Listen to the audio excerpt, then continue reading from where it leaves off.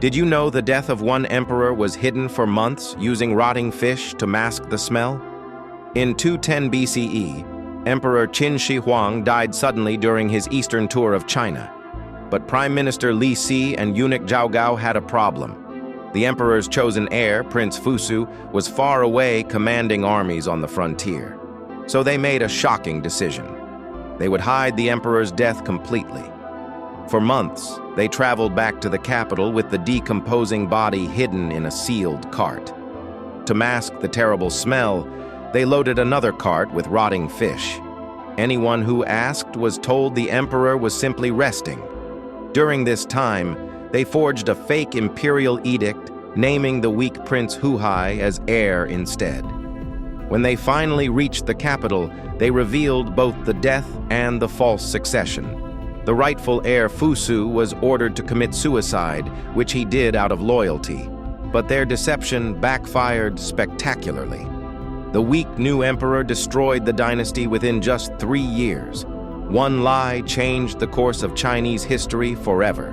What if Xerxes had actually won at Salamis and conquered all of Greece in 480 BCE? The immediate aftermath would have been devastating for Greek civilization. Athens, Sparta, and every city-state would become Persian provinces ruled by foreign governors.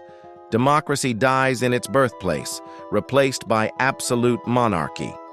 But the real catastrophe lies in what never happens next. No golden age means no Socrates, no Plato, and critically, no Aristotle. Without Aristotle as his teacher, Alexander grows up as just another Macedonian prince. No Alexander means no spread of Greek culture across the known world. Rome faces a completely different enemy. A unified Persian empire controlling the entire Mediterranean. Roman expansion stops dead at the Italian peninsula. Western philosophy never develops. Science stagnates under Persian religious doctrine. The Renaissance never happens because there are no Greek texts to rediscover. Instead of Western civilization, we get a Persian-dominated world lasting over 1,000 years longer. One naval battle changed everything. Did you know an entire royal dynasty was wiped out in a single night through the most calculated betrayal in history? In 750 CE, the Abbasid family had been fighting the ruling Umayyads for control of the Islamic Empire for years. But instead of continuing the bloody civil war, they sent a surprising message to Damascus. They wanted peace, a reconciliation feast to end the conflict forever. 80 Umayyad princes received golden invitations to attend this historic dinner. The location was perfect, a grand hall where former enemies could finally shake hands. One by one, the unsuspecting royals arrived, believing they were about to negotiate the future of the empire. The feast began normally. Wine flowed, speeches were made about unity and brotherhood. Then the Abbasid host gave a subtle signal. Soldiers emerged from behind tapestries and hidden doors. In minutes, nearly every member of the Umayyad ruling family lay dead. Only one prince escaped the massacre, fleeing to Spain where he founded a dynasty that ruled for 300 years. One dinner invitation changed the course of history forever.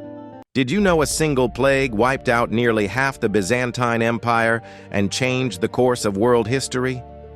In 541 CE, grain ships from Egypt brought more than food to Constantinople. They carried fleas infected with a deadly bacterium that would become known as Justinian's plague. Within months, the disease spread like wildfire across the empire. At its peak, 10,000 people were dying every single day in Constantinople alone. Bodies piled up in the streets faster than they could be buried. Even Emperor Justinian himself caught the plague, though he miraculously survived. But his empire didn't recover so easily. Between 541 and 549, an estimated 25 to 50 million people died. Justinian's grand plan to reconquer the Western Roman Empire crumbled along with his population. The Byzantine Empire never fully recovered its former strength. Here's the terrifying part. Scientists now believe this was the same bacterium that caused the Black Death 800 years later. One microscopic killer that toppled empires across centuries. Did you know one man destroyed his own brother to become Japan's most powerful ruler? In 1160, 12-year-old Minamoto no Yoritomo watched his father die in battle against the Taira clan. Exiled to a remote province, he spent 20 years planning his revenge. When the Genpei War erupted in 1180, Yoritomo saw his chance. He played rival clans against each other, promising land and power to anyone who joined his cause.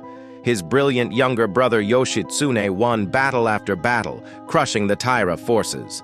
But when Yoshitsune became too popular, too dangerous, Yoritomo made a cold calculation. He ordered his own brother hunted down and killed. One by one, he eliminated every potential rival, every threat to his authority. In 1192, the emperor had no choice but to grant him the title of shogun. For the first time in Japanese history, a military leader ruled the entire nation. The system he created would control Japan for 700 years. Power meant everything. Even family meant nothing.